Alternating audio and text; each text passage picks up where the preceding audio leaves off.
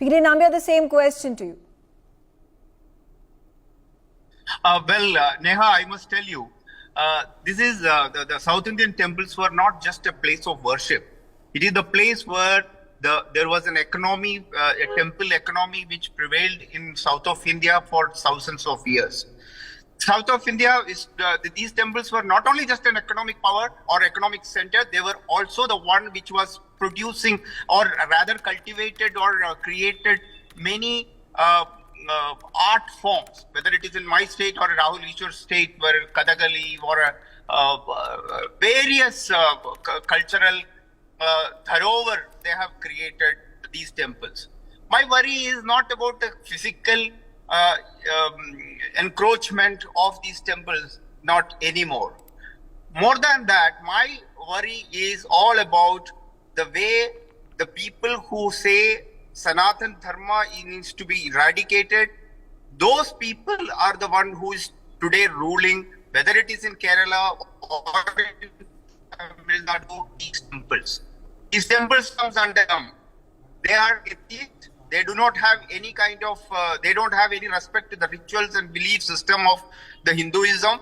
But unfortunately, they have been elected by the people. So there were some boards which are created by the government are the one which is ruling these temples. So imagine a situation wherein you don't believe in the Dharma, but you are the custodian of those temples. So I think more than the physical infrastructure, if not today, tomorrow we will be able to build it up.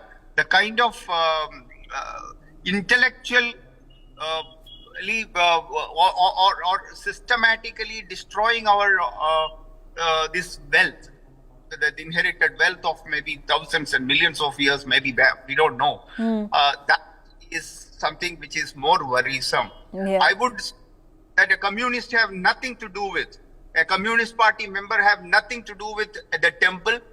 For him, this is not something which they are proclaimed people who hate the God and the concept of Hinduism.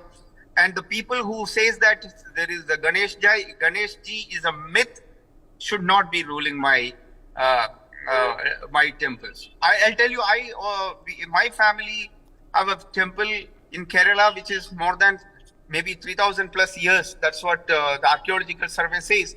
But imagine that is where the most of the people who rules that temple is now the Devaswam board. Maybe I will be a trustee when I grow old, but without any power.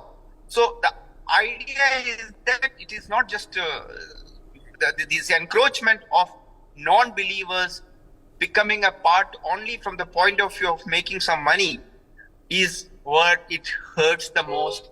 I am even surprised with the fact that how the governments across the country believes that the Hindus do not have the capacity to manage their own belief system or their temples or their or temple-owned properties is a worrisome and yeah, that was highlighted in our Save Indian Temples. Let me tell you, I don't want to mince the words. My identity is talking straight, not by philosophical. The truth is simple, that my property, my country's property, or the Hindus' property has been taken away by the governments. That needs to be given back. If they are not able to give back because of any reason, they should equally apply the same practice both for the Muslims or Christians or for that matter to any other community. As long as we call ourselves as a secular state. But why Hindus are being treated as a second-class citizen? Why the Hindus are not capable to manage their own belief system? I think the time has come for us to say straight, give my heritage back, give my belief system and my temples back. I wanted to ask, of course, Rahul keep on talking about all Sarv Dharma, all of those things. I want to ask him, in the last 10 years, last 20 years, how many new temples have been created in the state of Kerala? Maybe few of the temples which were the old temples may have been reconstructed or added upon or something like that. That is something. is there how many new temples have been created in the state of Kerala? Very few. Whereas, how many Muslim mosques have been created? Maybe hundreds and hundreds and hundreds. How many Christian churches have been made? Hundreds and hundreds, and it's like more of like a competition on the either side of the highway. So there is a big loss which is making out. Today, when you get out of any airport in because there are large Christian churches or the mosques on either side of the road. You come, Neha, I invite you to Kerala. You go from Trivandrum to till Kasaragod, which is the almost 600, 700 or maybe 800 kilometer stretch.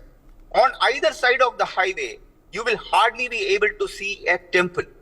But whereas on either side of the highway, you will be able to see thousands of mosques, not hundreds, thousands. Same level, there is in a competition way, you will find the churches. Interesting. Now, when I say this, I will become okay. I haven't been to Kerala, but as has been mentioned by PKD Nambiar, I am telling you. So